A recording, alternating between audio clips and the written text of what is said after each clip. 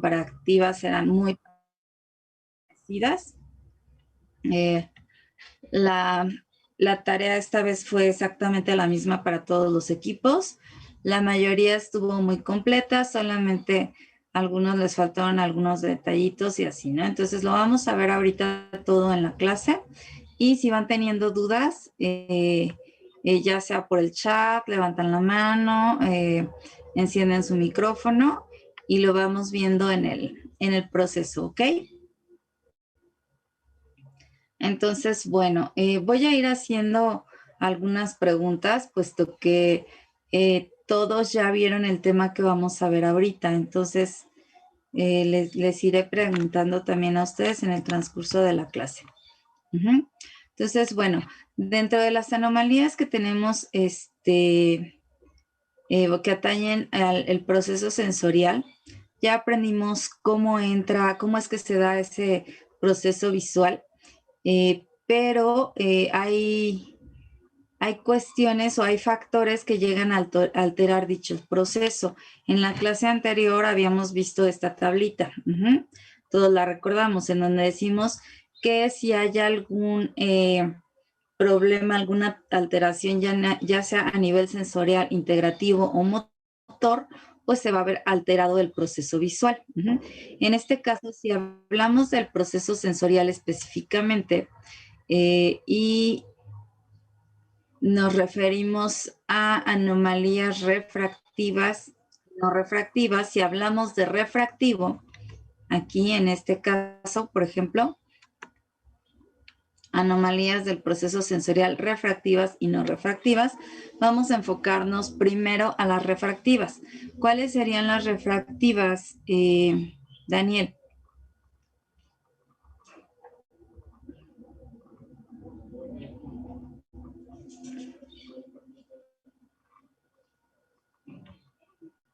Daniel. Voy. Perdón, sí, con tiempo celular. Pues las anomalías refractivas pueden ser los rayos que enfocan delante de la retina.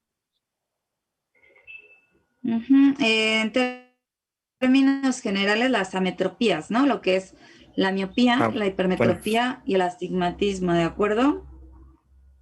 Sí. Que fue justo lo que hicieron de tarea. Esas son las refractivas.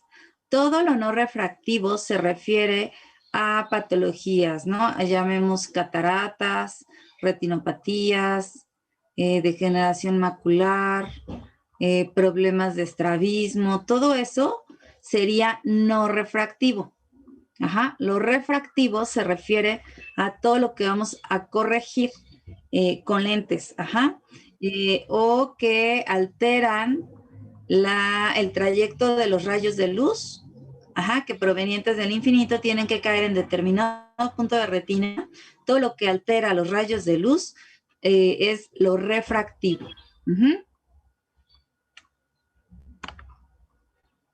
¿Sí se entiende? Sí.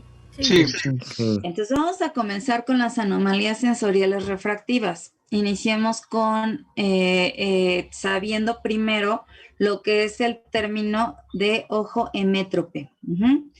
Si decimos que las ametropías son la miopía, la hipermetropía y el astigmatismo, entonces tengo que saber primero qué significa emétrope.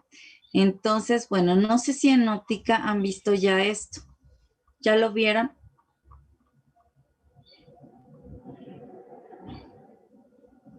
¿No? Creo que sí. Sí. ¿Qué llevan? ¿Óptica geométrica o qué llevan? Fisiológica. Óptica fisiológica. Óptica fisiológica, ok. ¿No han visto reflexión, refracción y nada de esto? ¿O sí ya lo vieron? Sí. Ya. ¿Sí? Eso sí. Ok, bien, bueno. Pues entonces eso lo vamos a jalar un poquito hacia esta parte para que ustedes entiendan el porqué de las cosas. Entonces, sabemos que un ojo emétrope Ya aprendimos que el proceso visual se da cuando los rayos provenientes del infinito atraviesan cada uno de los medios de refracción hasta llegar a retina, y de ahí viaja a través del nervio óptico, hace cruce con el quiasma. Bueno, aquí antes se genera pues una sinapsis, ahí un proceso en donde a través de los fotorreceptores se reconoce la imagen, pero hasta aquí está invertida. De ahí viaja a través de las cintillas a un nervio óptico, cruza quiasma y llega a cerebro donde se interpreta, si se acuerdan, lo vimos la clase pasada y ya lo habían investigado ustedes. Entonces, bueno, si nos quedamos solo hasta aquí, todo esto también es parte sensorial, y estamos evaluando la parte refractiva o de refracción de luz, porque todos estos son medios refringentes que tienen que atravesar la luz para llegar a retina. Entonces, bueno, lo que sucede aquí es que la luz va a entrar, va a atravesar esos medios refringentes o de refracción y tiene que enfocar. Todos los puntos tienen que hacer convergencia y enfocar en esta zona de retina, específicamente en fóvea. Si esto sucede, quiere decir que el estado refractivo del ojo permite que esos rayos paralelos provenientes del infinito enfoquen directamente en retina y que nuestro paciente tendría una visión perfecta siempre y cuando no tenga alguna otra alteración en la vía visual. Hasta aquí vamos perfecto. Y puedo decir que tiene un ojo hemétrope. Mi paciente tendría que ver 20/20, tendría que ver perfectamente bien, a menos que tuviese alguna anomalía no refractiva, como que pues un tumor en la vía visual, algo que no le permitiera que de aquí siguiera su trayecto y llegara hasta la parte occipital del cerebro en donde se interpreta la imagen. ¿Sí me explico? Entonces, bueno, si mi ojo es más largo, creo que en óptica ven también las medidas del globo ocular. ¿Qué poder dióptrico total tiene el ojo, chicos? ¿De 58 dioptrías? 58. Otras bibliografías dicen que hasta 60, ¿no? Pero va entre 58 y 60 dioptrías. ¿Cuál es el tamaño de eje anteroposterior que debe de tener regularmente desde aquí hasta acá? Sus ejercicios de óptica. 25 milímetros, algo así. ¿Quién da más, quién da menos?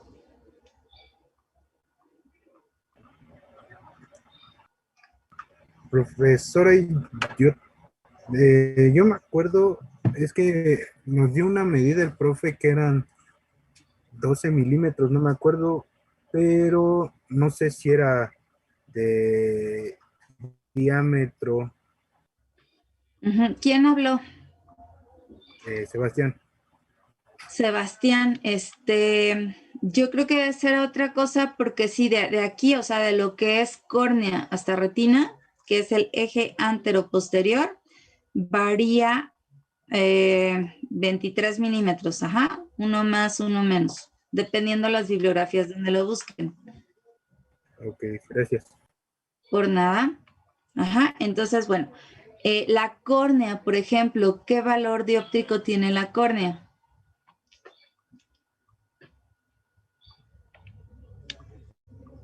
¿43 dioptrías? 43, de las 58 o 60 totales que tiene el globo ocular, la córnea es la que tiene una mayor potencia refractiva. De ahí el cristalino, la otra parte la tiene el cristalino.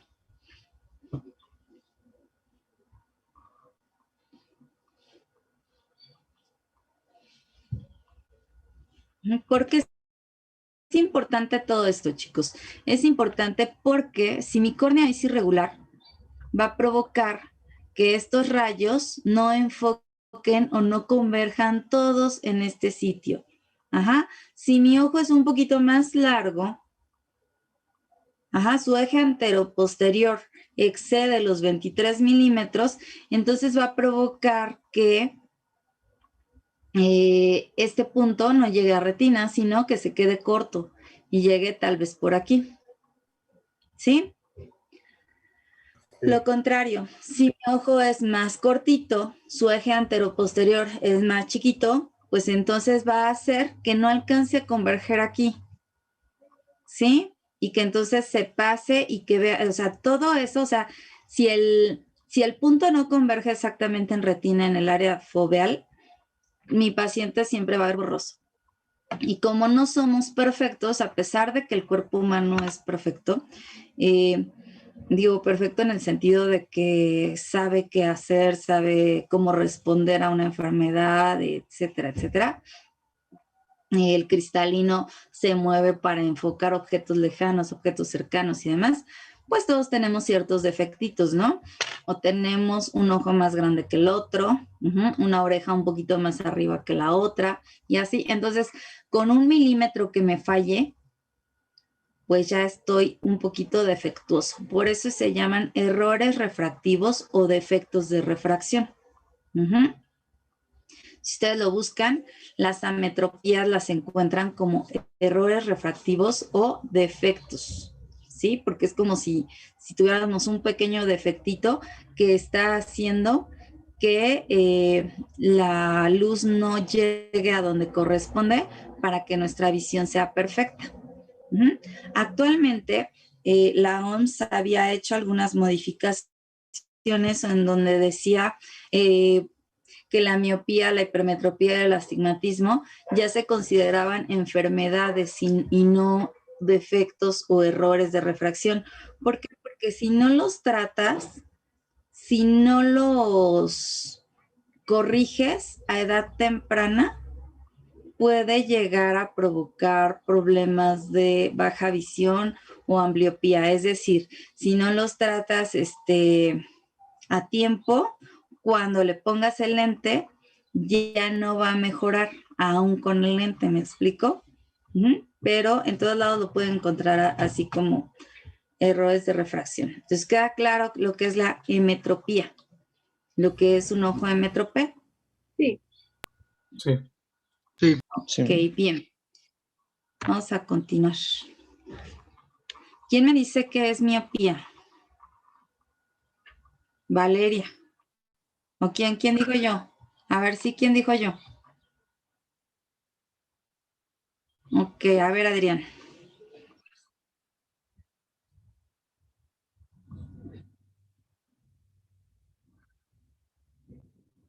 Ajá, los rayos convergen antes de llegar a retina. ¿Qué características tiene un paciente miope?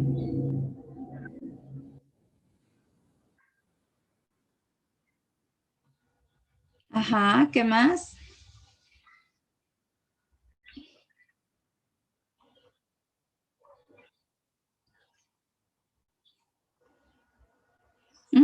¿Qué síntomas puede tener un paciente miope?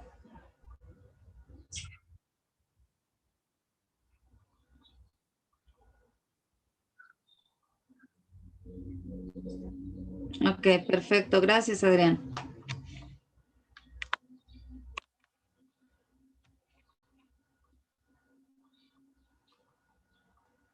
Entonces, bueno, todo enfoque que sea fuera de la retina, lo que nos va a provocar es una ametropía. Ajá, por lo tanto, un ojo amétrope es aquel que con acomodación en reposo, el infinito o el punto remoto y la retina no van a ser puntos conjugados, no va a caer en retina. Ajá. Entonces, va a caer antes, va a caer después o incluso va a caer uno adelante, otro atrás, los dos por delante en diferentes puntos o los dos por detrás en diferentes puntos. Ajá. Si todos los rayos no convergen al mismo tiempo en retina, como está aquí, quiere decir que tengo una ametropía. ¿Qué tipos de ametropía podemos tener? Bueno, pues tenemos la miopía, la hipermetropía, el astigmatismo y la presbicia. Aquí están los esquemitas que representan cada uno de ellos y los vamos a ver por separado también. Aquí la parte amarilla, la línea amarilla es la que está representando la retina, esta gris es la esclera. Entonces, un ojo hemétrope, los rayos convergen directamente en retina. Si se pasan, tendríamos una hipermetropía. Si caen antes, están convergiendo antes de la retina, es miopía. Y cuando convergen en dos diferentes puntos, tenemos un astigmatismo. Vamos a ver cada uno de ellos.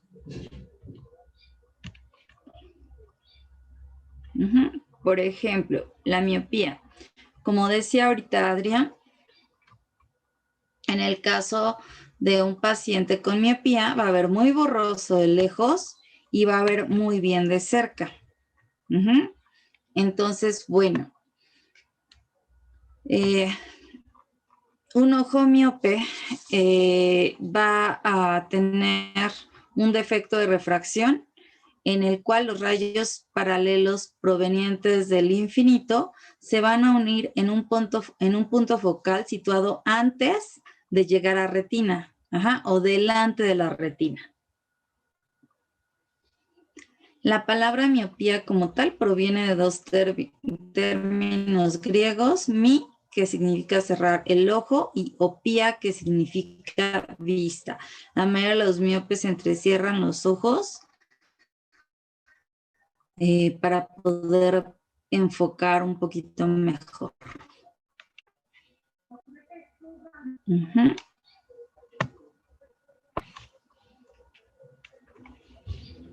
¿Cuáles son las causas?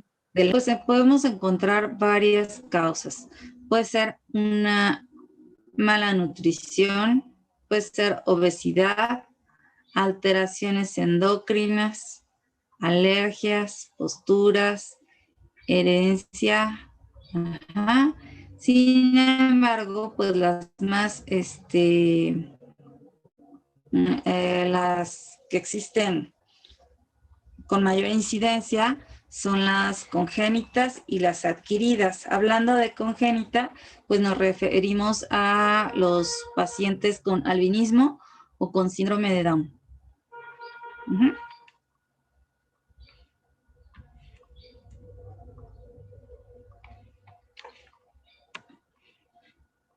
Los signos que podemos encontrar en un paciente miope son los siguientes. Ya decíamos que pueden entrecerrar los ojos.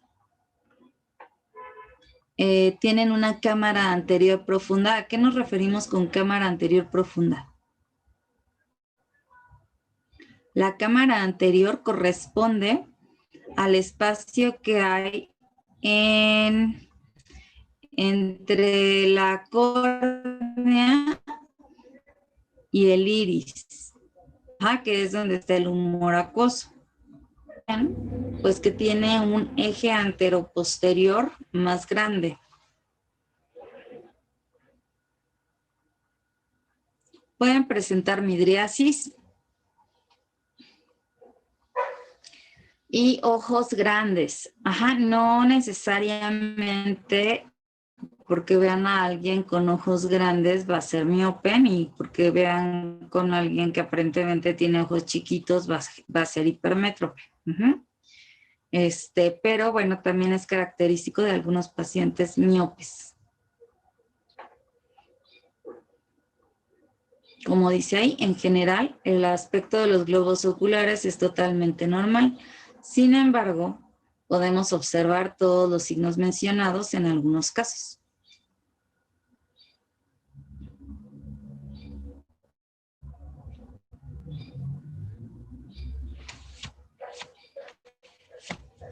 Todo esto que estamos viendo ahorita es parte del cuadro clínico que ustedes se tienen que aprender.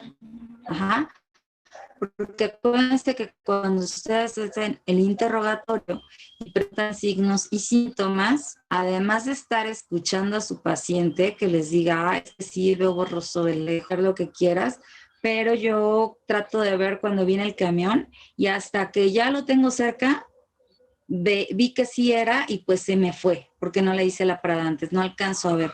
Ajá. Entonces, todo lo que el paciente les vaya contando lo van a ir relacionando, pero también acuérdense que ustedes tienen que estar observando en todo momento a su paciente para ver si tiene algunas características que lo hagan relacionarla con alguna patología o con algún error refractivo. Ajá. Por ejemplo, esto de entrecerrar los ojos, pues todo el tiempo andan entrecerrando los ojos. Entonces, mientras ustedes les preguntan o cuando ya los van a poner a ver la cartilla, notan que hacen ojos chiquitos, están entrecerrando los ojos, muy probablemente tenga miopía. En el caso de los astigmatismos, que lo vamos a ver más adelante, una característica es que inclinan la cabeza.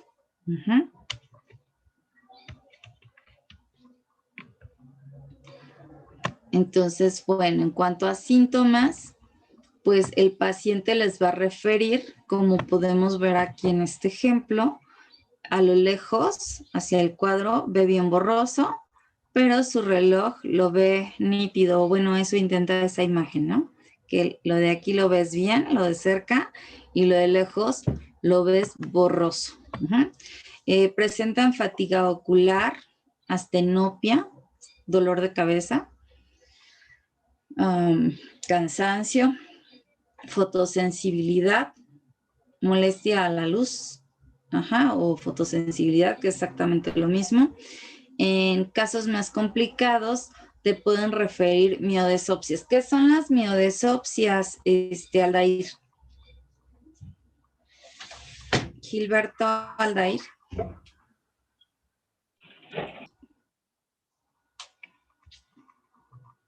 Valeria, ¿qué son las miodesopsias?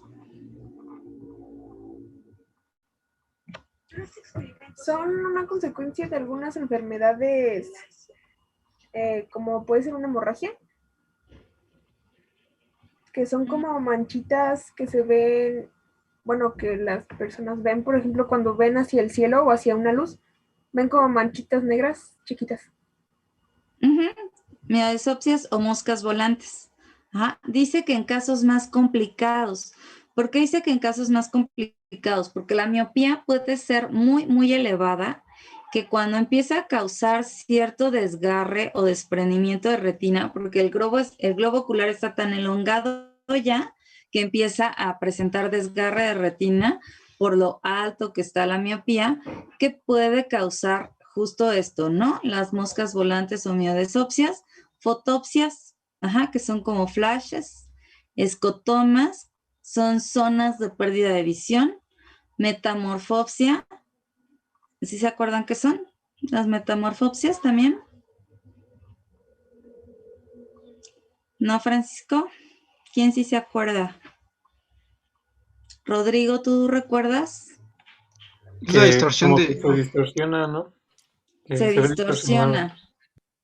Imágenes distorsionadas o disminución de la visión nocturna.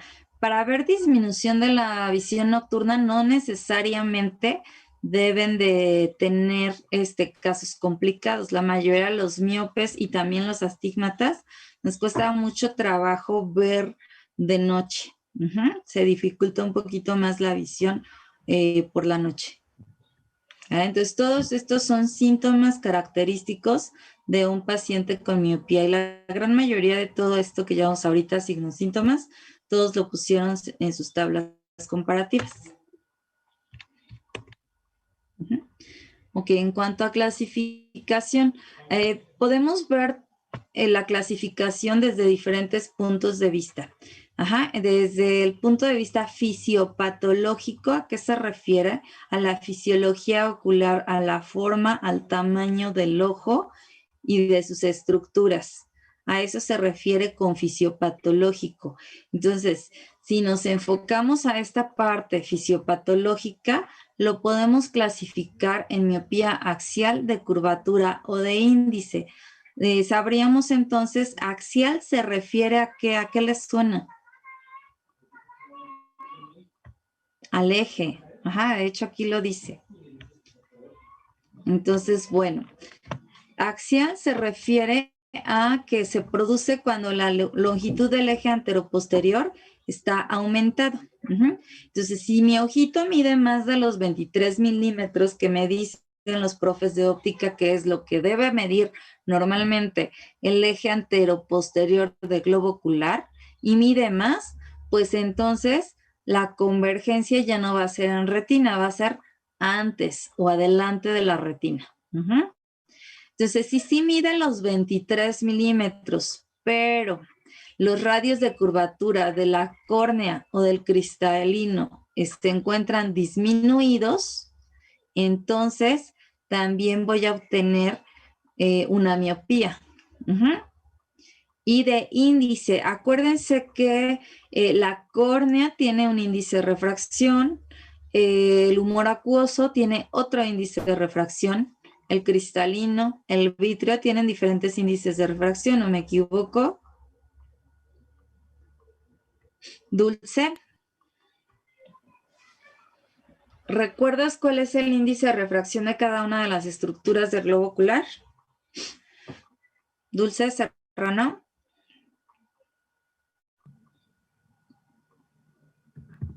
La de la córnea era 1.376. Ajá. Del cristalino. 1.336. No, ese es de acuoso. ¿No era De cristalino. 1.34? ¿Cómo? ¿No era 1.34? ¿De acuoso? No, del cristalino. No. No, de cristalino era 1.40, ¿no? Ajá, 1.42, 1.43, sí, del cristalino. Entonces, Obvio, del en los vitrio era... ejercicios que les ponen los profes, justo varían el índice de refracción de la córnea o del cristalino, o sea, les dan los valores en normales, y a la hora de hacer los ejercicios los varían justo para ver qué sucede si el índice de refracción es mayor o menor.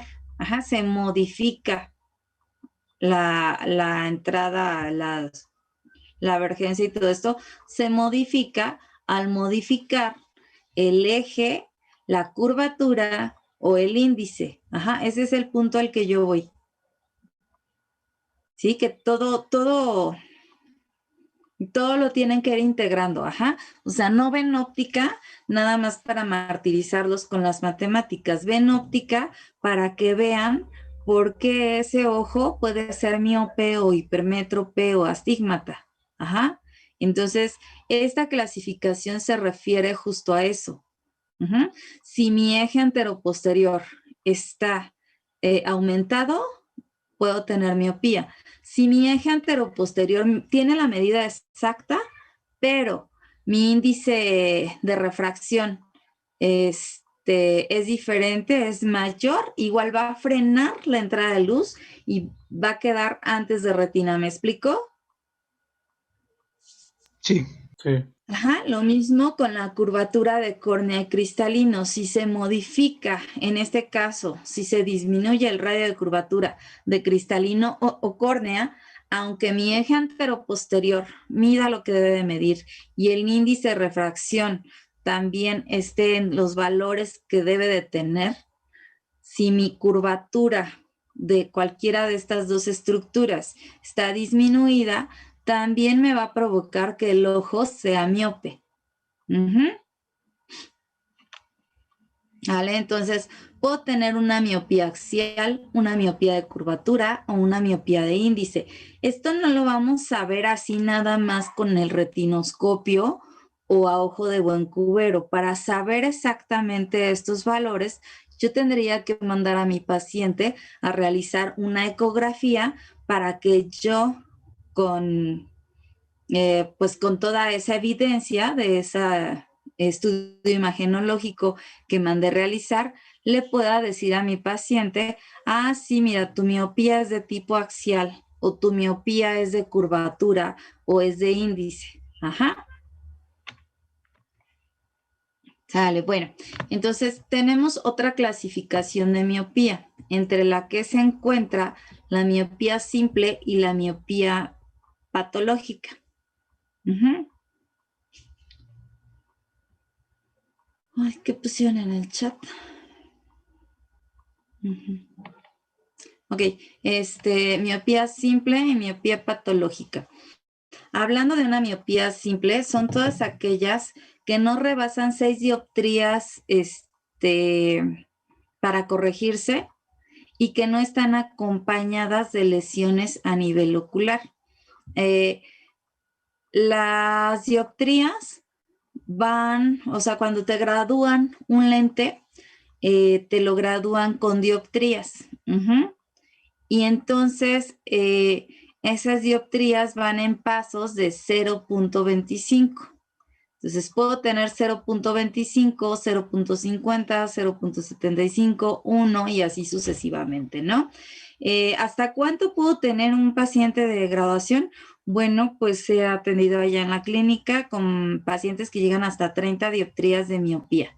Ajá, y entonces esas miopías tan altas, pues ya ocasionan también daños oculares. Ajá, son miopías degenerativas o progresivas que se acompañan de muchas lesiones oculares.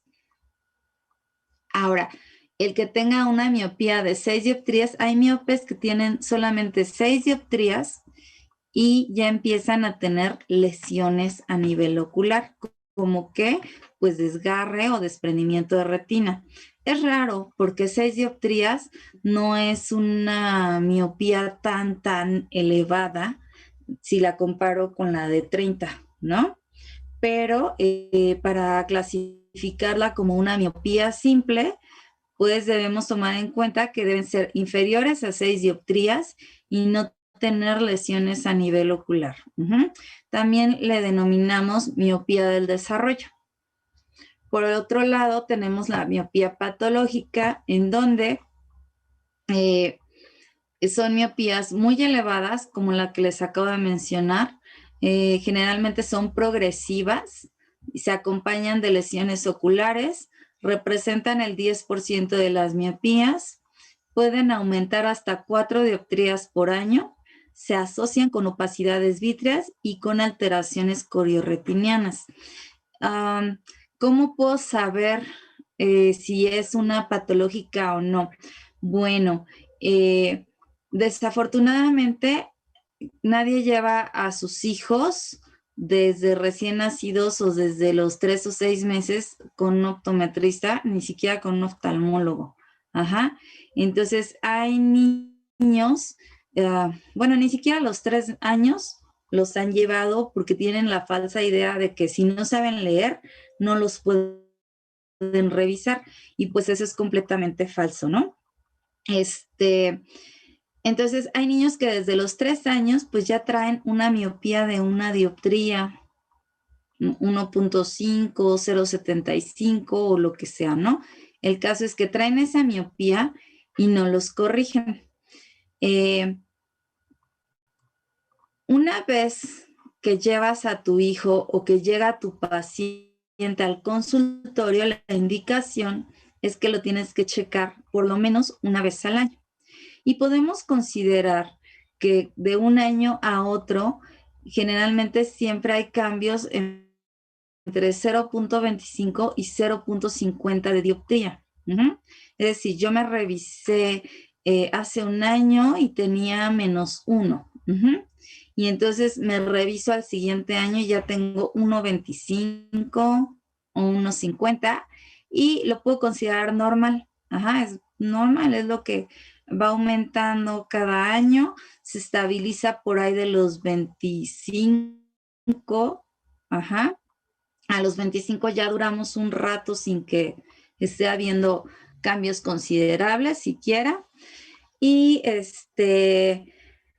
Y bueno, pero ¿qué pasa si yo me chequeé hace un año y tenía una dioptría y hoy tengo 3 o 4 dioptrías? Ahí sí es para poner atención, sobre todo si estamos hablando de miopía. Si tú ves que al año llegas a aumentar hasta 4 dioptrías, seguramente estás frente a una miopía degenerativa o una miopía progresiva que pues te puede causar daños severos o daños pues sí importantes a nivel ocular. Entonces hay que poner atención en todo esto. Por eso la importancia de guardar los expedientes, registrar todo y hacer la comparativa. Por eso es que sacamos el expediente. ¿Cuándo vino tal día? De hace un año. Ok, sí. Entonces tengo que verificar qué tanto le aumentó del año pasado a este año. ¿Sí? ¿Vamos bien hasta aquí? Sí. Sí.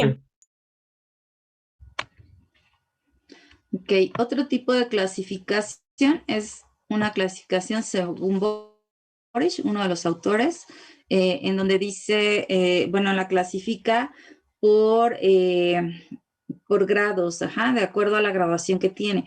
Considera una miopía muy baja cuando va de 0.5 a una dioptría, baja de 1.25 y hasta 3 dioptrías, media cuando va de 3.25 a 6, alta de 6.25 a 10 y muy alta arriba de 10 dioptrías.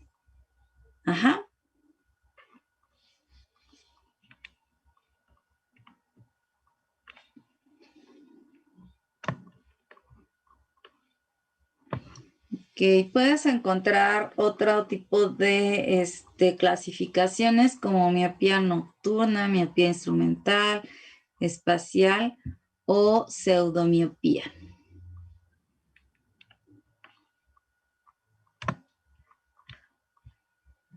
Ok, entonces, ¿cuál sería el tratamiento para corregir la miopía?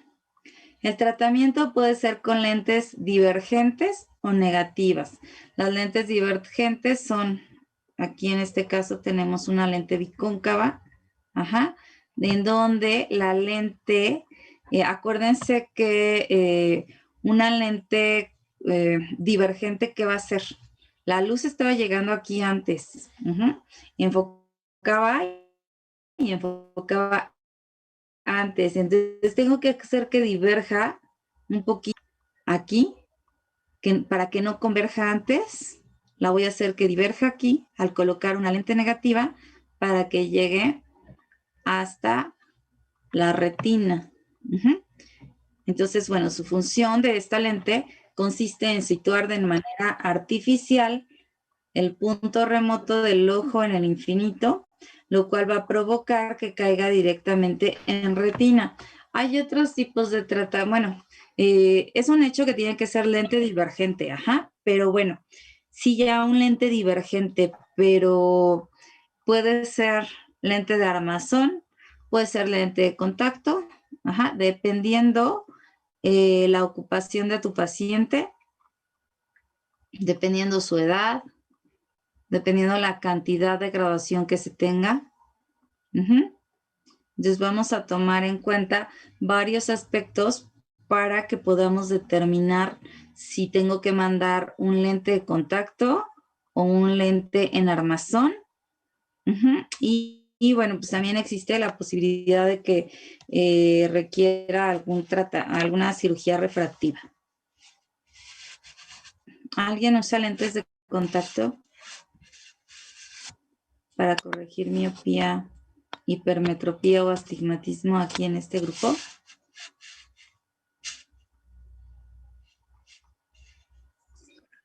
No. ¿No, nadie?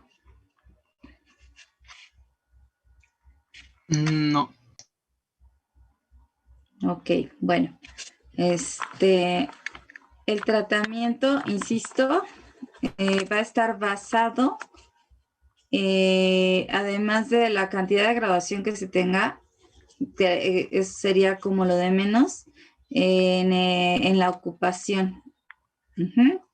Siempre un lente, ¿con qué lente creen que vean mejor los pacientes? ¿Con un lente de contacto o con un lente de armazón?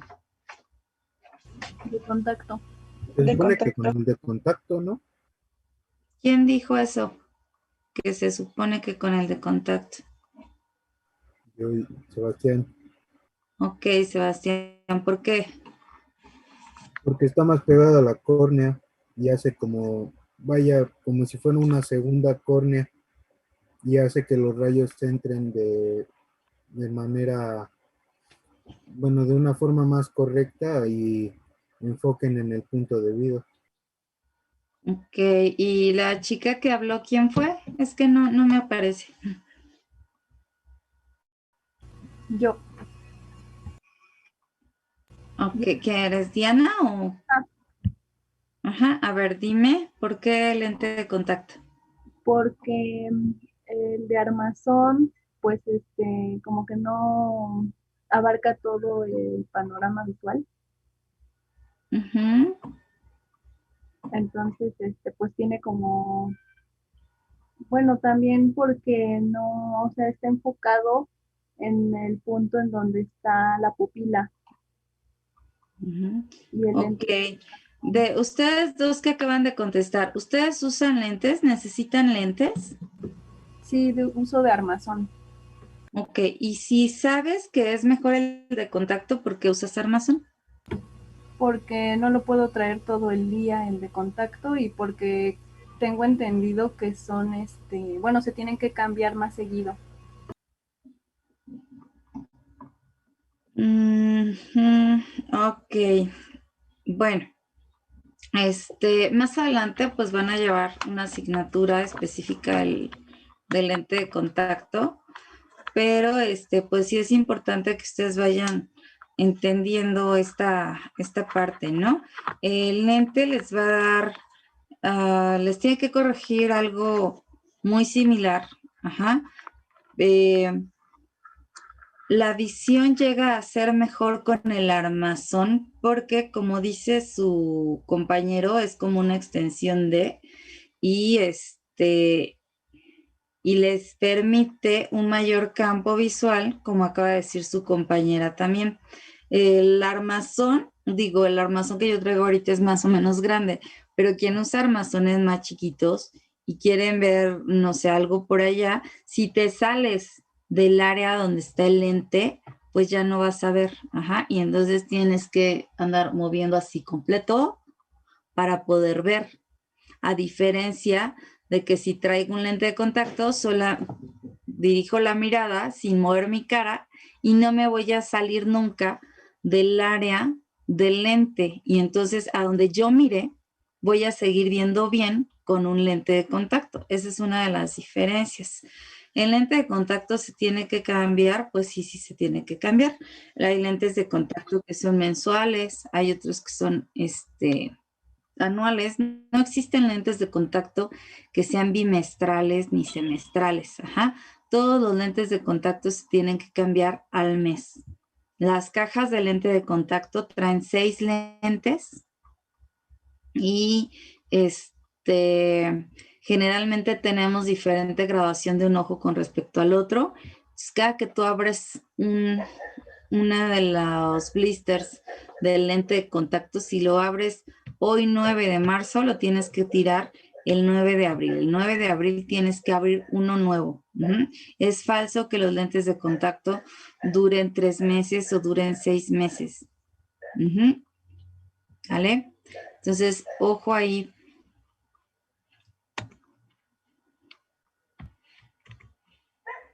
¿Sí se entendió todo lo de miopía? ¿Alguna duda que tengan?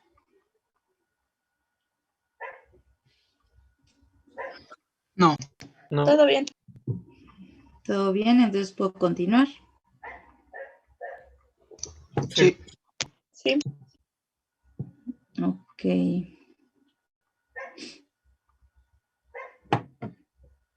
Bueno, entonces vamos con hipermetropía.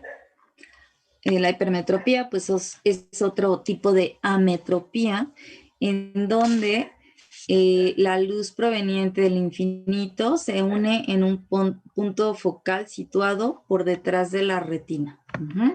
Es decir, la luz viene aquí, el eje anteroposterior puede que sea un poquito más pequeña o bien que el índice de refracción o los radios de curvatura sean diferentes y que entonces no alcance a hacer convergencia aquí.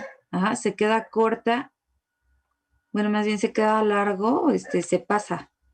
Y entonces no alcanza a hacer convergencia aquí. Hipermetropía, como tal, la palabra viene de la unión de tres términos. Hiper, que es un exceso, metro, medida, y opía, vista. Se dice que tiene un exceso de visión. ¿Por qué? Porque los pacientes reportan ver muy bien de lejos y mal de cerca. Se dicen que los hipermétropes tienen vista de águila, pero no necesariamente. O sea, ustedes pueden encontrar estas definiciones en internet o en algunos libros por ahí, pero realmente eso va a depender del tipo de hipermetropía que tenga su paciente.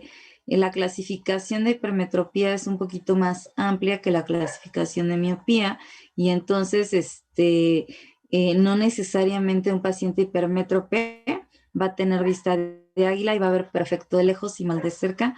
No necesariamente. Eso depende de la cantidad de hipermetropía.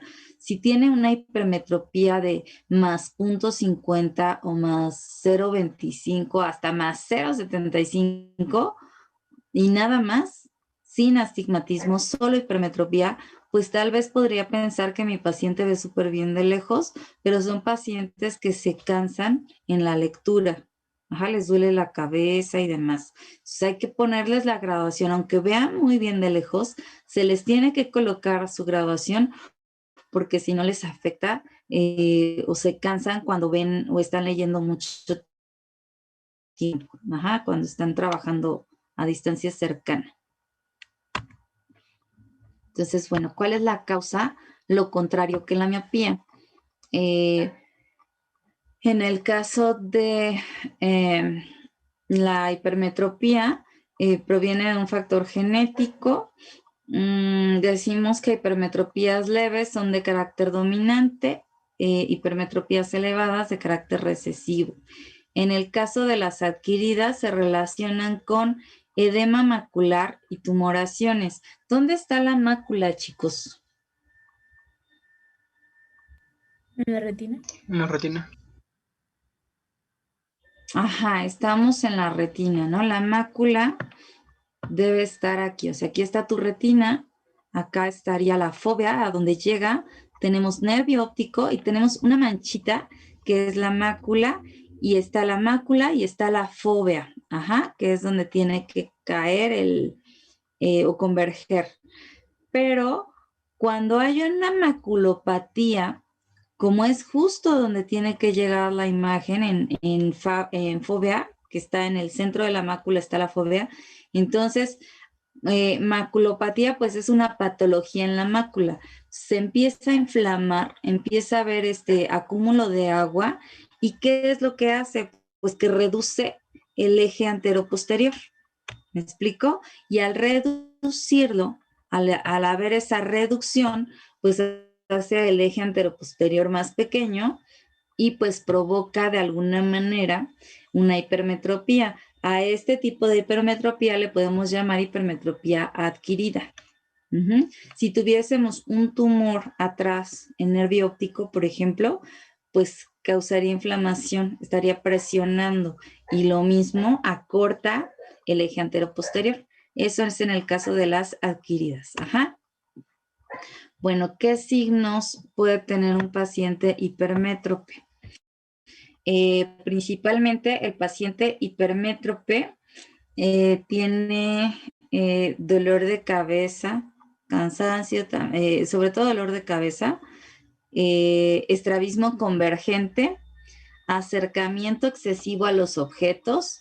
Acuérdense que los hipermétropes ven bien de lejos, pero mal de cerca, entonces como que se acercan, como raro, ¿no? Y pueden tener ambliopía bilateral. En este caso, estos últimos 3 es cuando las hipermetropías son muy elevadas. Ajá, es decir, arriba de 2, 3 dioptrías ya se considera que pueda empezar a tener algunos síntomas importantes.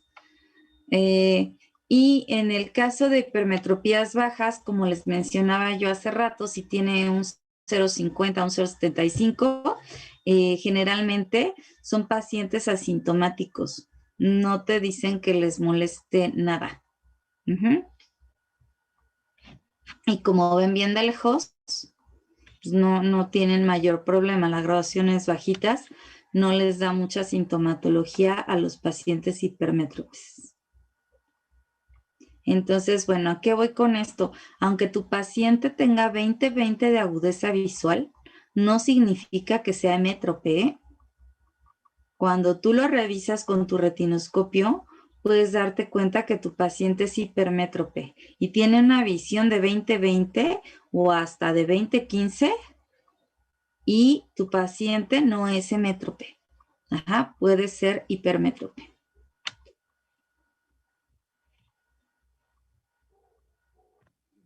Ok, entonces, bueno, ¿qué síntomas tiene?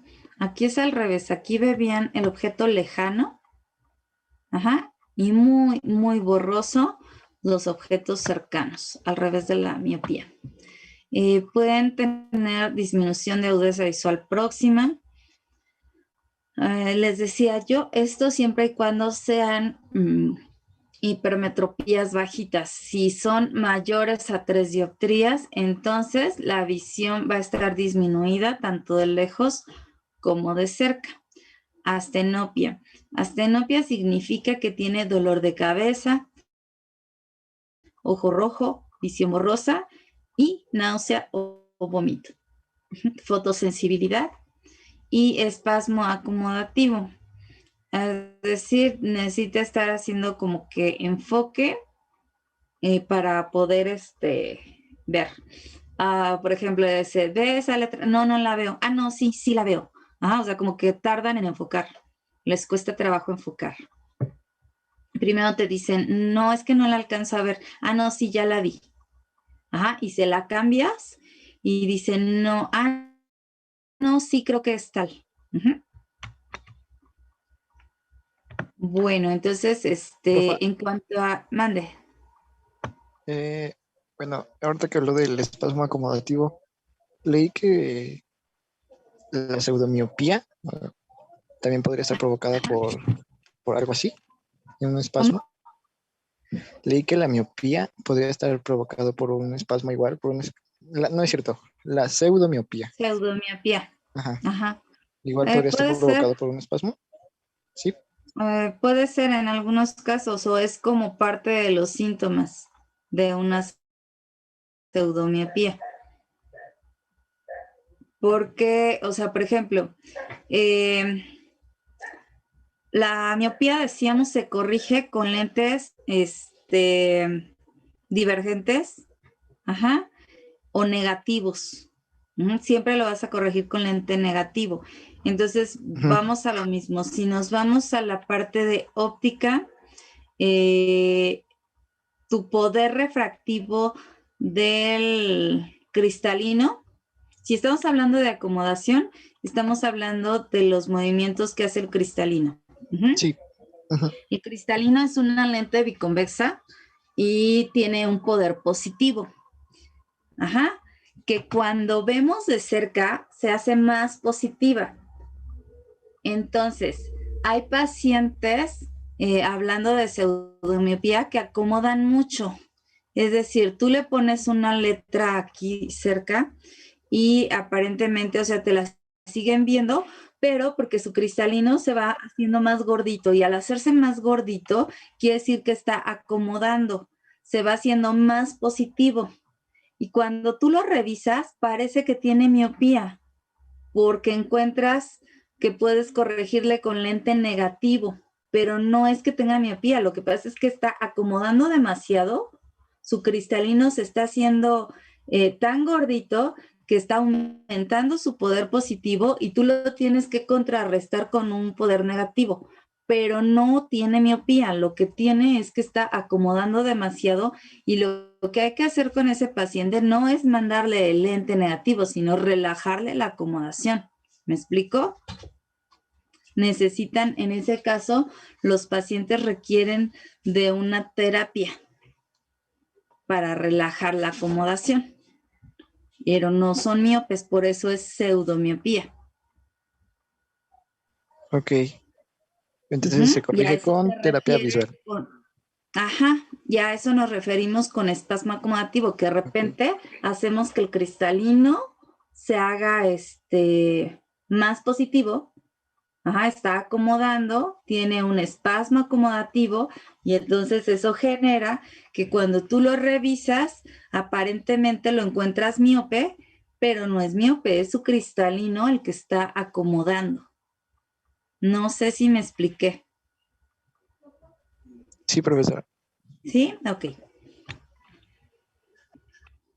Bueno, entonces retomando, la clasificación desde el punto de vista fisiopatológico, igual que en el caso de la miopía, tenemos axial, de curvatura y de índice.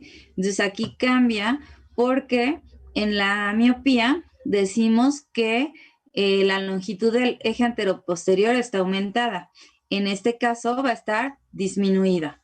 La curvatura de córnea e índice en la miopía disminuye y aquí aumenta. Ajá, si los radios de curvatura del cristalino o de la córnea están aumentados, pues entonces nos puede provocar una hipermetropía.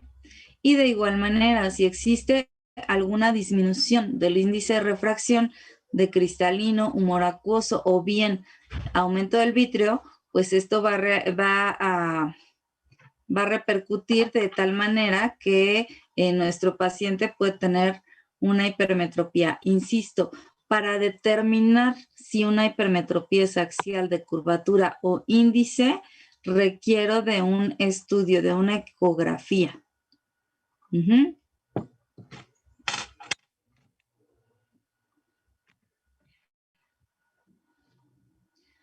Podemos tener dentro de las hipermetropías adquiridas una hipermetropía por luxación de cristalino o falta del mismo. ¿Qué quiere decir? Decíamos que el cristalino es como una lente biconvexa que tiene un valor positivo, dependiendo los autores, de aproximadamente más 12 dioptrías, en donde, ¿qué significa afaquia? ¿Y qué Falta de significa cristalino. Ajá, afaquia es cuando mi paciente no tiene cristalino. Puede ser que así nació o puede ser que tenía una catarata y a la hora de operarlo hubo una complicación y ya no le pusieron lente intraocular y lo dejaron sin él. Entonces, si yo le estoy quitando el cristalino, ¿qué poder dijimos que tiene el cristalino? Positivo. ¿De cuánto dijimos? 40 y... 1.40. No es cierto. Y no. ¿De qué? ¿Cómo? 45, ¿no? 43. 43 la córnea. 20. Ah, 19 Esa es la de córnea, 20, Day. cerca de 20. Lo acabo de decir ahorita, hace ratitito. Un minuto atrás.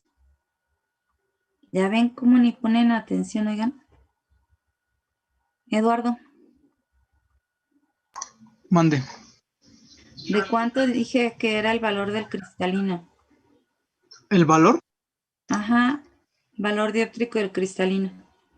Sí, era de 45, 43, algo así. Que no, que esa es la córnea. Ah, sí, cierto, perdón. A ver, alguien que haya puesto atención en el valor del cristalino.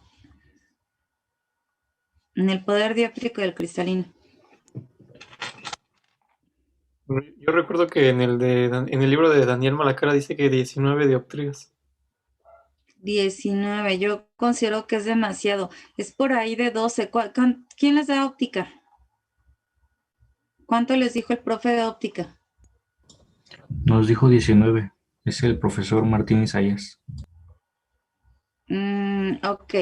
Bueno, les voy a dar otra bibliografía o algún artículo para que lo chequen también. Ajá. La mayoría está como en 12 dioptrías. Ajá. Entonces, bueno, si mi paciente es áfaco, si mi paciente es áfaco, yo le estoy quitando ¿cuántas dioptrías? Esas 12 o esas 19 que les dice su profesor, es lo mismo. Ajá, yo le estoy quitando eso y entonces voy a hacer que mi paciente se haga hipermétrope, porque ¿con qué lo voy a corregir? Con un lente positivo que cubra esa cantidad de poder dióptrico que yo le quité con el cristalino, ¿me explico? Entonces, bueno, tenemos esas opciones, ya sea que haya nacido sin cristalino o por alguna complicación se lo hayan retirado y entonces lo dejaron áfaco. Yo le tengo que compensar esa graduación con un lente de contacto o bien con un lente de armazón. ¿Ustedes saben cómo queda una graduación de esa magnitud en un lente de armazón? ¿Cuál es la apariencia que va a tener? Como fondo de botella. Como fondo de botella, pero ¿el ojo de tu paciente se va a ver más grande o más chiquito? Más chiquito. chiquito, ¿no? No, más grande. No es cierto, más Todos grande los... porque sí, es lente positivo. Ajá, los lentes positivos te magnifican imagen, los lentes negativos te minifican. Entonces, en este caso, lo que va a hacer es que les va a dar una apariencia como de Armando Hoyos. Y lo ideal sería, pues, un lente de contacto. En el caso de una subluxación de cristalino, aquí podemos ver, este que se ve aquí, de este lado, esta es la pupila de tu paciente, ¿sí lo ven? Lo café es el iris, ese círculo negro es la pupila, el área pupilar, y esto que está acá es el cristalino. El cristalino tendría que estar centrado de tal manera que no se viera. O sea, tendría que estar más para acá, centradito en la pupila. Entonces, como está luxado, es decir, está desplazado, pues deja este espacio. Si yo refracto aquí, si yo me asomo con mi retinoscopio, por este lado, no voy a ver mucha graduación, pero si yo me asomo por este lado, pues voy a ver que mi paciente es súper hipermétrope, por decirlo así, porque le está faltando en esta zona el poder dióptrico del cristalino.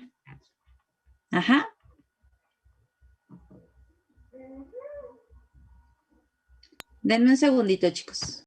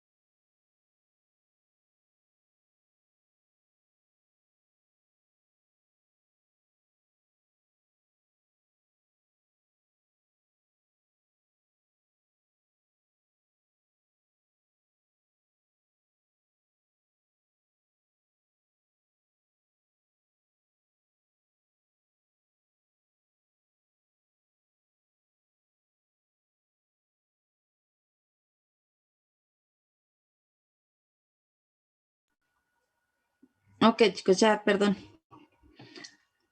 Entonces, ¿sí quedó esta parte? El que tu paciente tenga afaquia o luxación de cristalino puede aparentar que se tenga una hipermetropía alta. Bueno, dentro de las clasificaciones de la hipermetropía en función con el uso de la acomodación, podemos encontrarlos de la siguiente forma.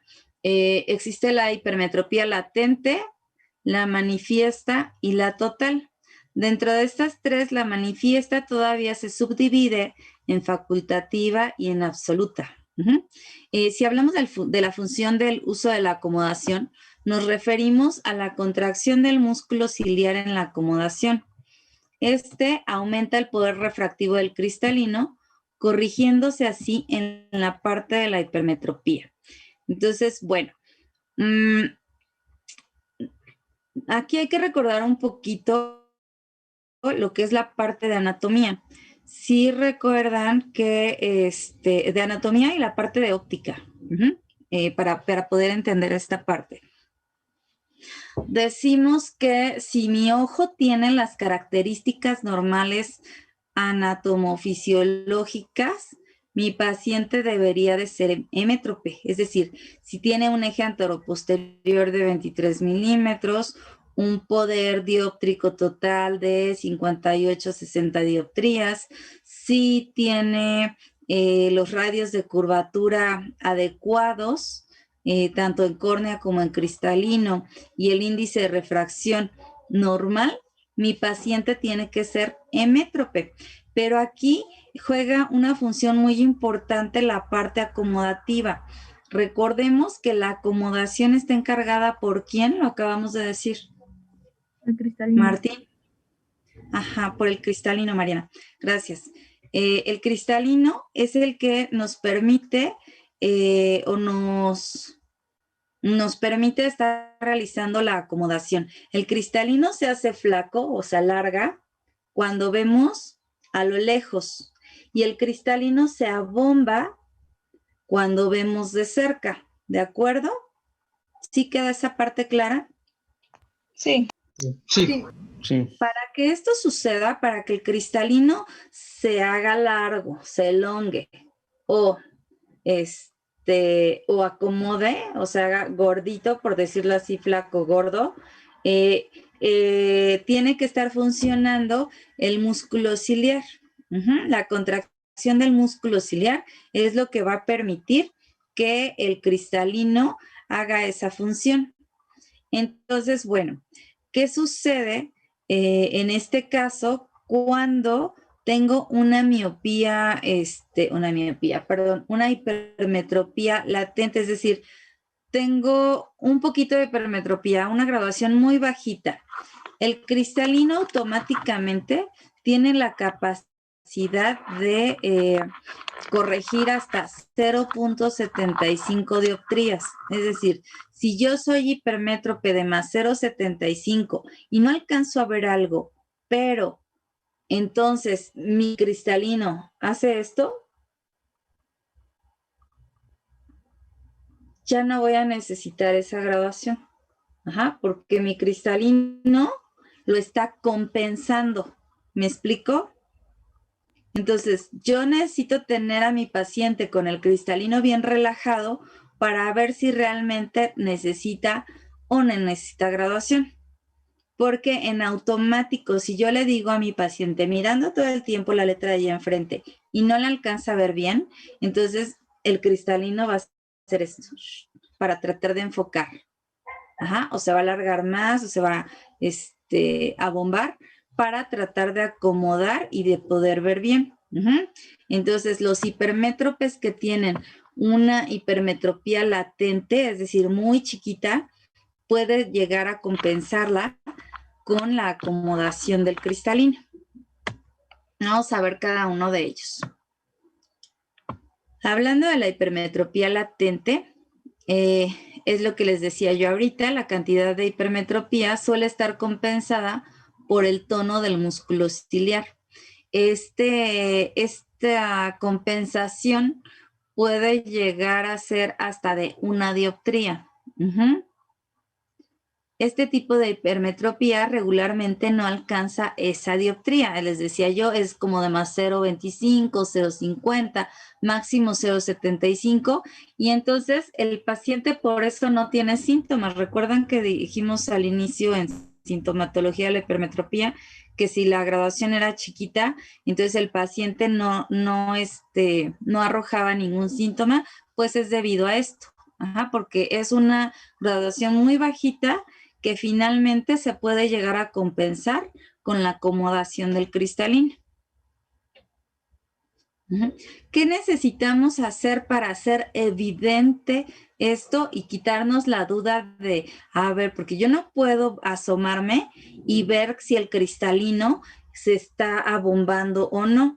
Yo puedo revisar a través de los reflejos del retinoscópico, determinar si mi paciente es miope, hipermétrope o astígmata, pero yo no puedo saber si dentro del ojito el cristalino se está moviendo o no. Lo que sí puedo hacer es ocupar un fármaco que tiene la función de relajar la acomodación, es decir, deja de hacer que funcione el músculo un momento. Es un fármaco que se llama ciclopégico. Le pongo una gotita de ciclopégico a mi paciente para que relaje la acomodación, no permita que esté acomodando su cristalino y entonces yo pueda refractarlo y darme cuenta si de verdad es hemétrope o es que el paciente está compensando de alguna manera la cantidad de hipermetropía que tiene. Esto en cuanto a hipermetropía latente. En el caso de la hipermetropía manifiesta, esta se detecta mediante refracción subjetiva sin ciclopégicos. Como la graduación ya es mayor a una dioptría, pues ya el cristalino no alcanza a compensarlo y entonces se hace más evidente. Acordémonos que este tipo de hipermetropía manifiesta se subdivide en facultativa y en absoluta. La facultativa puede llegar a compensarse estimulando la acomodación o bien con el uso de lentes positivas. Y la absoluta es la cantidad de hipermetropía que no puede compensarse con la acomodación. ¿Qué quiere decir? Es una hipermetropía manifiesta, pero es de 1.50 dioptrías. Entonces, mi cristalino va a alcanzar a compensar entre 0.75 y una dioptría, pero el otro 0.50 ya no. Entonces, tal vez a este paciente no sea necesario que le ponga su graduación total. Con que yo le ponga la mitad, es decir, tiene 1.50, con que yo le ponga un 0.75 será suficiente porque el otro 0.75 lo está compensando con el músculo ciliar. Ajá. ¿Sí? ¿Vamos bien? Está un poquito Sí. enredosa esta parte de la hipermetropía, pero estoy tratando de explicarlo lo mejor que puedo. Si tienen dudas, pregunten, porque a veces vienen en el examen o se encuentran con pacientes de este tipo y no saben qué hacer. Entonces, si tienen preguntas, váyanlas realizando, ¿ok? O si quieren que les repita en algún momento alguna parte, igual. Maestra, entonces para Sí. no confundirlo con una hemetropía, con un ojo hemétrope se le pone un Ajá. ciclopégico. Ajá. Ok. Sí, así es. Hay unas gotitas que se llaman refractil. Acuérdate, bueno, hay unas que ocupan para dilatar pupila, ajá, que se llaman atropina. Esta es cuando vas a revisar fondos de ojo, pero hay otra que se llama refractil, que es cuando vas a refractar. También te dilata la pupila, pero su función es diferente. Bueno, su acción más bien es diferente y estas son las que debes usar, el refractil, para para obtener la graduación real. Ajá, lo que hacemos con este medicamento es hacer que el músculo ciliar pues pierda un momento su función para mantener relajado el cristalino y obtener la graduación real de tu paciente. Ok. Uh-huh.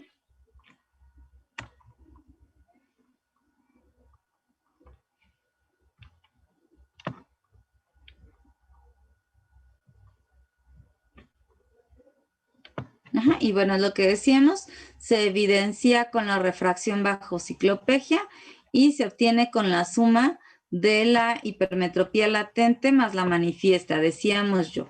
La latente decíamos que no excede de una dioptría y el paciente no da síntomas. Y la manifiesta se divide facultativa y absoluta.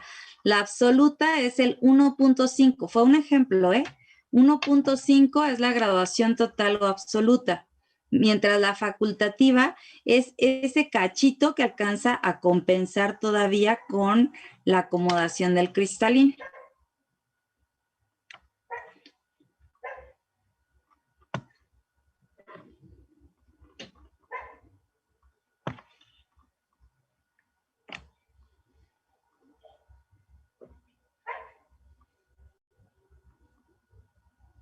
¿Cómo las vamos a corregir? Bueno, pues con lentes positivas, lentes convexas.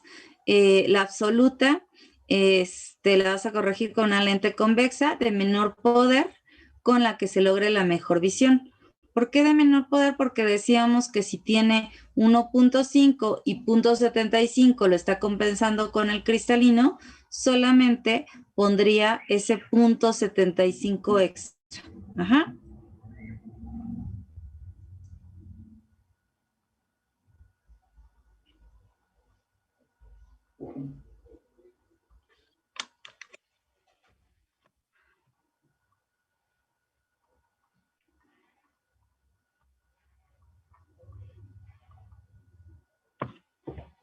Cuando se tiene una hipermetropía ya mayor, porque hay pacientes hipermétropes con 3, 4 dioptrías o hasta más, en el caso de los pacientes que son áfacos o con subluxación de cristalino y requieren una mucho mayor graduación, pues entonces ya vemos que tienen una hipermetropía total. Todas se corrigen con lentes convexas y lo ideal, siempre que tengan una hipermetropía, la mayoría de las veces, sobre todo en niños o pacientes jóvenes, son los que tienen mucha capacidad de acomodación. La capacidad de acomodación se va perdiendo o va disminuyendo con pues con la edad. Ajá, por eso es que cuando llegamos a los 40 años empieza lo que es la presbicia. Y entonces esto es porque el cristalino empieza a perder su función. Pero todas las hipermetropías se van a corregir obviamente con lentes positivos. Perdón, permítanme.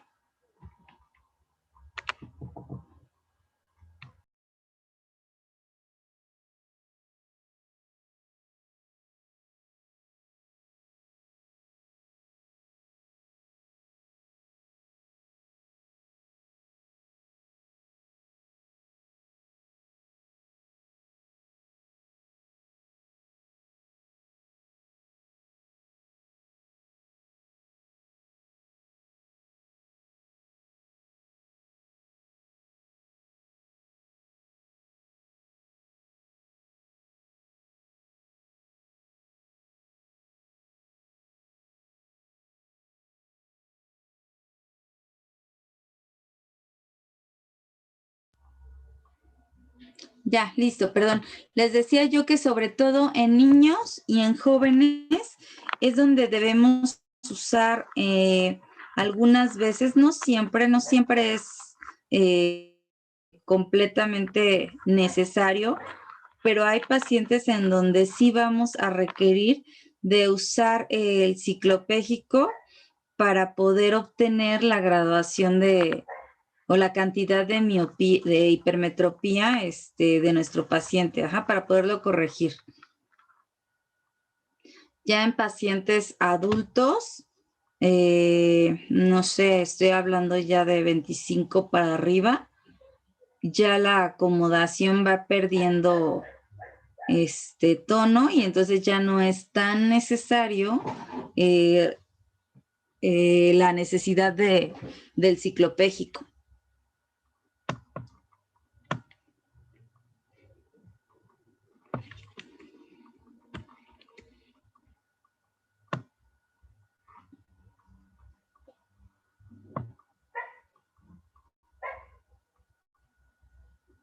Bueno, aquí tenemos un ejemplo en donde el paciente tiene una hipermetropía manifiesta de más 350, pero solamente le estamos colocando un más 2, que sería la hipermetropía absoluta, ya que puede compensar hasta 1.50, ¿ok? Pero si a este paciente yo le coloco un ciclopégico, puedo ver que no tenía más 350, que en realidad tenía hasta más 5 dioptrías.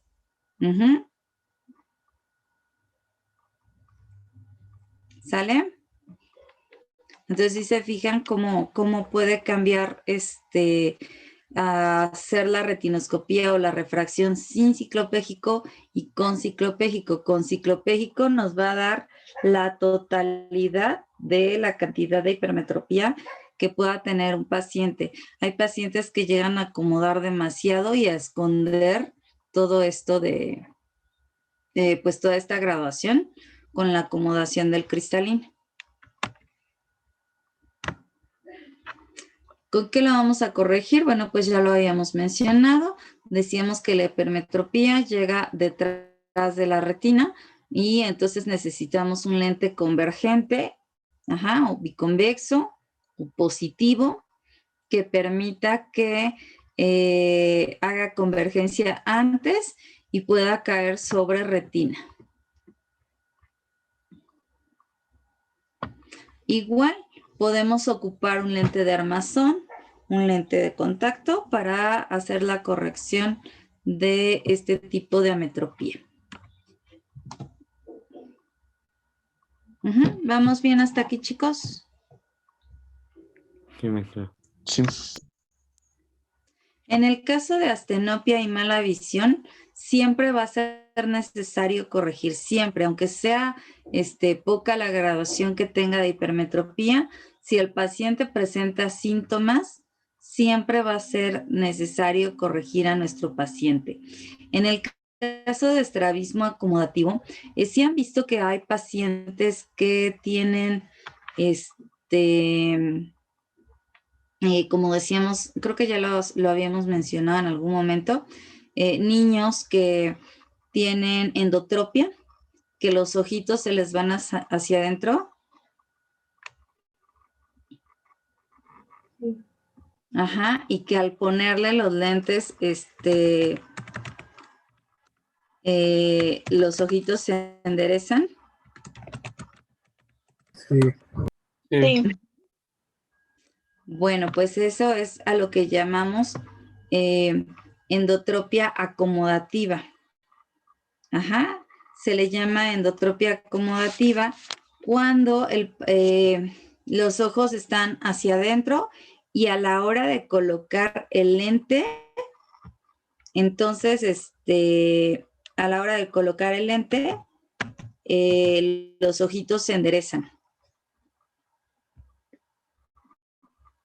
Profesora, entonces, cuando es un error acomodativo, dependiendo la gravedad, ¿se puede corregir con anteojos? Sí, así es. Y ahorita les voy a mostrar un videito de eso. Gracias. Profa. ¿Sí? En ese caso, bueno, lo que dice de la endotropia acomodativa, entonces no se colocaría ni un prisma ni nada, solamente su corrección. Solamente la corrección positiva. Ok. Cuando es así tal cual el estrabismo de tipo acomodativo, con la corrección del lente, el ojito se endereza.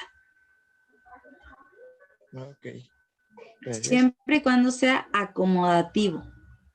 Sí, siempre y cuando yo vea que el cristalino está Si no acomodando es mucho acomodativo, si no es estrabismo de tipo acomodativo, entonces sí tienes que colocar un prisma o de plano tienes que trabajar de manera multidisciplinaria con un oftalmólogo especialista en estrabismo, o sea, con un estrabólogo, que pues determinen entre los dos si requiere o no cirugía, porque la cirugía solamente te va a corregir la parte estética, pero no la parte funcional, ¿eh?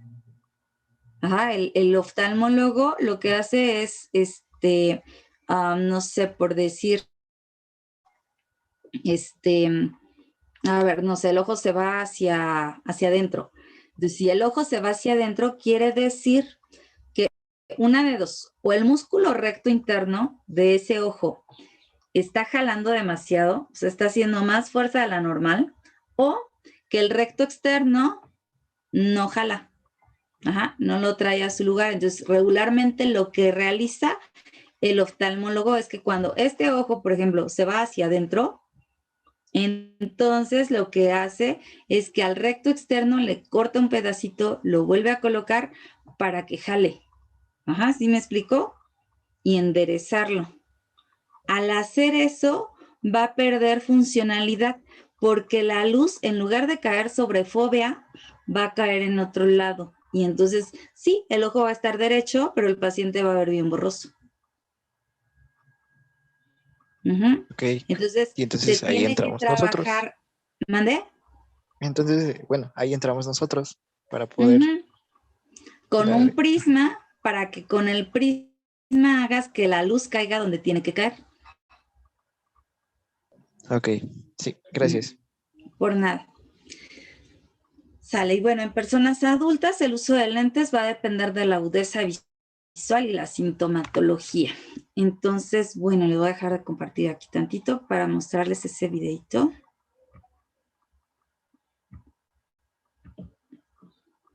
Ahí se ve. Sí.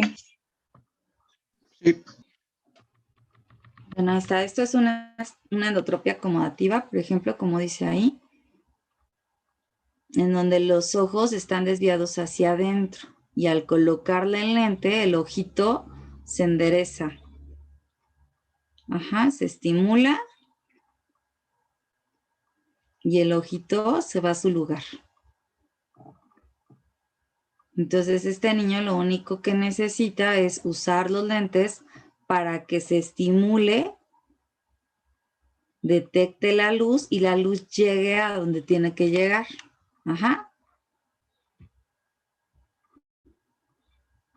¿Sí? Sí. Sí. Sí.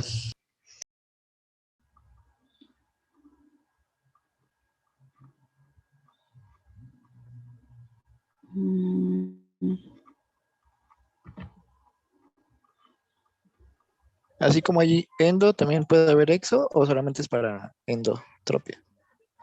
No, también exo, pero es más común la endo, o sea, si es de tipo acomodativo, es más común las endo que las exo. Ok, gracias.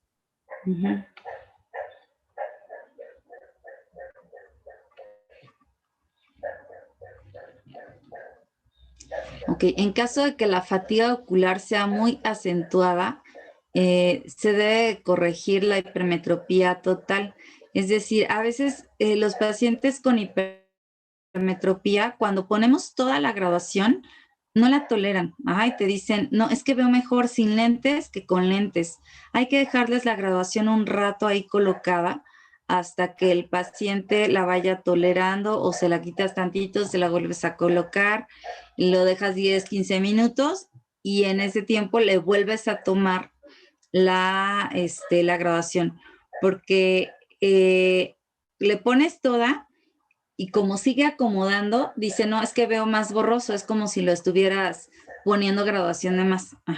Pero no es que le estés poniendo graduación de más, es que él no deja de acomodar, entonces se la tienes que dejar un rato para que relaje su acomodación y un rato después volverle a tomar agudeza, para que la vaya tolerando y vaya viendo que es necesario, porque de cualquier otra forma, si tú le bajas la graduación, nunca le vas a quitar la sintomatología tan acentuada. Entonces, bueno, si presenta espasmo de acomodación, hay que corregir también la hipermetropía total. Y en el caso de existir un estrabismo convergente, hay que corregir en su totalidad también. Y de inicio, insisto, los niños te van a decir, ay, no, es que veo mejor sin lentes que con lentes. Pues sí, pero si te lo quito, el ojo se te va. Y entonces, aunque los papás se enojen, aunque digan, es bien difícil tratarlos de verdad, porque a veces tarda un poquito en generar ese estímulo para que los niños puedan poder ver bien otra vez. Y entonces al corregirlos de una forma total, de inicio no se sienten cómodos, no terminan de ver bien, sino hasta 1 o 2 semanas después del uso del lente, que ya relajan por fin la acomodación, es cuando ya se puede tener una mejor visión y empezar a ver un poquito de respuesta por parte de los niños. Al colocarlo de inmediato, el ojo se va a enderezar en caso de estrabismos convergentes, pero la visión no siempre es buena desde un inicio y no por eso habrá que desistir, ¿ok?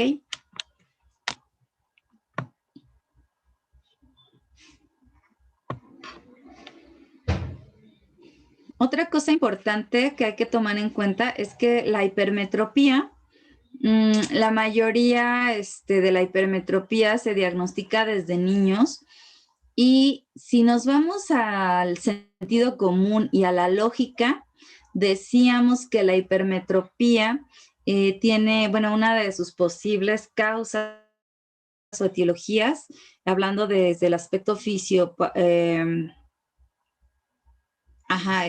anatomofisiológico, perdón, se refiere al eje anteroposterior, que es más reducido. Entonces, si tú le encuentras hipermetropía a un niño de 5 años, muy probablemente esa hipermetropía va a disminuir con el desarrollo del individuo. ¿Por qué? Pues porque está en crecimiento. Si la causa era el eje anteroposterior más corto y tiene 5 años, ese niño va a crecer. Y así como va a crecer sus manos, sus pies y todo, pues el eje anteroposterior también va a crecer un poquito, y al crecer, pues va a disminuir. Eso jamás de los jamases va a suceder en un niño de 5 años que le encuentres miopía. Ese siempre va a ir en aumento. Entonces, bueno, el tratamiento adecuado debe comprender la investigación del estado general, así como de sus costumbres y actividades del paciente, para que ustedes puedan determinar si le van a mandar un armazón o le van a mandar un lente de contacto, si los tiene que usar todo el día, si es latente, y entonces nada más lo tiene que usar para actividades cercanas, no sé, etcétera, ¿ok? ¿Sí? Sí. ¿Sí quedó claro hasta aquí? Sí. Sí. Bien, bueno, pues entonces con esto estaríamos cerrando, porque el tema de astigmatismo es todavía bastante largo, lo que es la parte de la clasificación también, y sí me importa que quede muy claro. Entonces, hasta aquí estaríamos cerrando. En el aula tienen una actividad que es muy sencilla. Tienen que hacer un mapa mental en su cuaderno, le toman foto y la suben. Es individual. Este mapa lo van a hacer con base en un video que está ahí está la liga en el aula. Y entonces, pues lo único que tienen que hacer es escucharlo, de ir haciendo el mapa en su cuaderno, le toman foto y lo suben. Igual tienen de aquí al domingo, y el tema a tratar es exactamente lo mismo que hicieron en su tabla comparativa, y pues lo que hemos estado viendo hasta ahorita.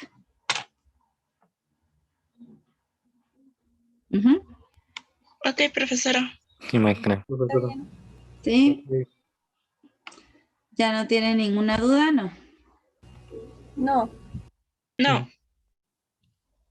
Ok, pues listo. Entonces con esto cerramos. ¿Alguien llegó después de la 1:13, que fue cuando pasé la lista? Mi computadora se trabó. Yo, maestra, es que también. no tenía